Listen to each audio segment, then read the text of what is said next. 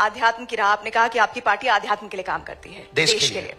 लेकिन बहुत सारे राजनीतिक पंडित हैं जो ये मानते हैं कि आप हिंदुओं को जोड़ने के नाम पर बीजेपी को फायदा पहुंचाते हैं, क्योंकि बीजेपी अगर हिंदू जुड़ जाएगा तो बीजेपी के सामने जो दूसरे विरोधी पार्टी हैं, जिसमें MY समीकरण की वो बात करते हैं, PDA की बात करते हैं, वो समीकरण ही ध्वस्त हो जाएंगे। क्या बाकी पार्टियों में हिंदू नहीं है? नहीं, बिल्कुल है, लेकिन अगर समीकरण की बात करें, या जुड़ने का कोई मतलब नहीं है। नहीं, लेकिन एक बात तो ये सोचिए ना, जब हिंदू जुड़ जाएगा तो पूरी तरह से वो इंक्लाइन हो जाएगा बीजेपी के लिए, ऐसा राजनीतिक पंडित मानते हैं।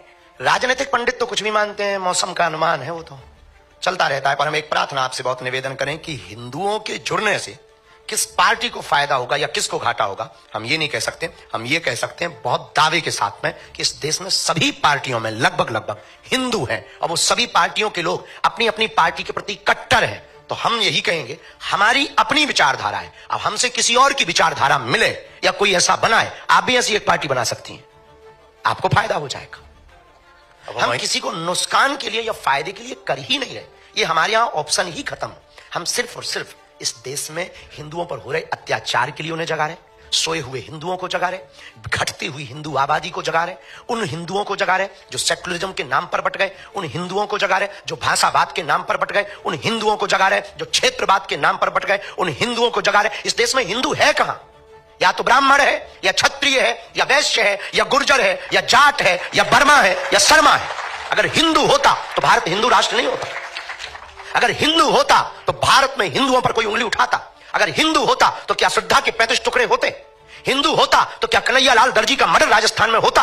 हिंदू होता तो क्या पालघर में संत मारे जाते? हिंदू होता तो हिंदुओं की आस्था का प्रतीक रामायण को जलाया जाता। अगर हिंदू होता तो हिंदुओं के रहते हिंदुओं की पार्टियां हैं इस देश में गाय माता काटी जाती, बूचर खाने जलते।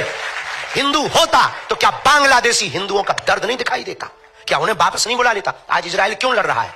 क्योंकि वो अपनी कम्युनिटी को बचाना चाहता है, क्योंकि वो यहूदियों को बचाना चाहता है, और वो 8-8 लाख यहूदियों को एरोप्लेन से ला करके अपने देश में सुरक्षित रखता है। क्या इस देश में रहने वाली हिंदू बांग्लादेशी हिंदुओं को नहीं स्वीकार कर सकते? हिंदू है कहां? हमें तो आप पर भी आता है तरस के आप हो भी कि नहीं, खुद पर तरस आता है कि हम हिंदू हैं कि नहीं। ये दर्द है हमारा। हम 150 करोड़ हिंदुओं की लड़ाई लड़ रहे हैं, अपनी लड़ाई नहीं है। हमें मिलता क्या है? हम कथा करें, बहुत अच्छा है, विवादों से मिलेगा क्या? 10 लोग गालियां देते, 20 लोग उल्टा सीधा बोलते, रोज हमारे नाम से 20 वीडियो डाले जाते, हमारे नाम से रोज मुहिम चलाई जाती, मारने की धमकियां दी जाती, हमारे परिवार का निकलना मुश्किल है, माता बाहर नहीं निकल सकती, तरह तरह के पत्थर फेंकते हैं लोग। हमने बिगाड़ा क्या है? ये यहां कोई चुनाव है या बीजेपी यहां खड़ी होने वाली?